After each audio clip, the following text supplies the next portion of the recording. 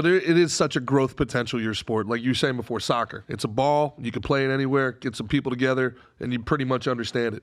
Football is cultural. You know, you have to really grow up in America to kind of get it, right? Yeah. You play rugby or Australian rules. They're very, very cultural. Baseball, very cultural. Cricket, very cultural. Fighting, everybody's throwing hands. Everybody kicks. Like, you can do this all across the world. And you've really only been a professional, high-level professional sport for, what, 30 years? Yeah. I mean, the growth of your sport over the next 100 years could be bigger than almost any of the other ones. And it already, like, it's huge. As you said, fighting is something that everybody does. It's not only a sport, but everybody fights. Mm-hmm. That's just in our DNA. That's just what we do. That's just like one of the things we're born with is the ability to fight. Sometimes some of us are good, some aren't as good as others. The only reason we're all here is because one of our ancestors had to kick some fucking ass and keep the bloodline alive. I mean, everybody, probably several of them. You know what I mean? Sure. Like that's in our DNA. Like that fighter gene. You know. Yeah.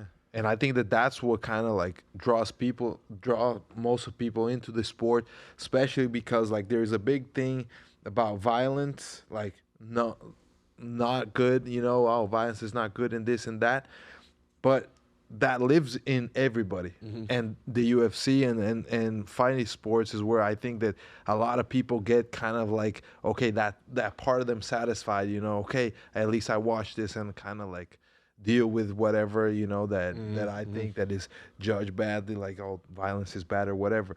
And on the other side, we get to show everybody that, hey, we do this as pros, we do this at a high level, and we show everybody that this is part of life. Like, how many people I know have nothing to do with MMA and don't fight, but have been, like, their lives have been changed because of fighting and martial arts. Well, this is and all that. This is where you have to, I really think, you have to give the Gracies in particular their flowers, because when the UFC was first getting started, UFC 1, 2, 3, every media apparatus was against this. This is human cockfighting. This is blood sport.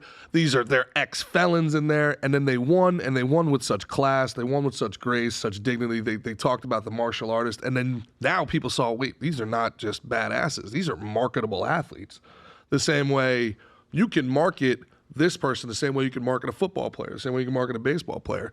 We can sell Venom. We can sell Reebok with these guys. Yeah. And that's a massively important thing on the other side of it. I mean, that's, you know, and again, when you're looking at growth for a sport, when you're looking at it from a business perspective, and you're taking, you know, now you have almost that idea. You guys are all in great shape. You're young. Now guys are getting really good on the mic on top of it. It's a really compelling entertainment now. It's not just about the original attraction was karate going to beat judo? Is judo going to beat a street fighter? Now everybody kind of has similar disciplines, would you say, Mick? Or you have to have a little bit of all of it. You have to actually be kind of world class in each area. Mm-hmm. But else you're going to get exposed somewhere. It used to, I mean, even the old cliche from a civilian's perspective used to be styles make fights, right? But now, like, everybody can kind of grapple. Everybody can kind of strike. But styles do make fights still, because you can't. That's one of the beauties of it, is like you can't. It's hard to be world class in one discipline, or you have to be world class in each, or you at least have to find spots where you can be. You know what I mean? Does that make sense? Yeah, or I guess you'd have to be really good at forcing your will to move the fight where you want it to go. Being able to have a system that you can funnel the fight into the spots where you're superior. Yeah, so like, I don't know, but like Khabib never strikes me as a world-class striker, but he was always able to get the fight where he wanted it to go. Yeah. Yes, he had enough of it to be able to enforce his game plan. And I think it's like what Mickey said, like, you got to bring the fight to what you are good at. And even like if you watch Khabib and when he fought McGregor, I think at third round or fourth round, I don't remember, but he actually knocked down Conor McGregor in the striking. Why? But because before that, he already had wrestled, tired him out, made him think about those shots. And when he threw the overhand, McGregor went with his hands down. Yeah, big level change. Yeah, big level change. Clean shot. So that's the thing. Like, he's not, I don't think he's close up, like striking level with McGregor, but he was the one that knocked down McGregor. So because he brought the fight to his tools, and that's something that is really hard.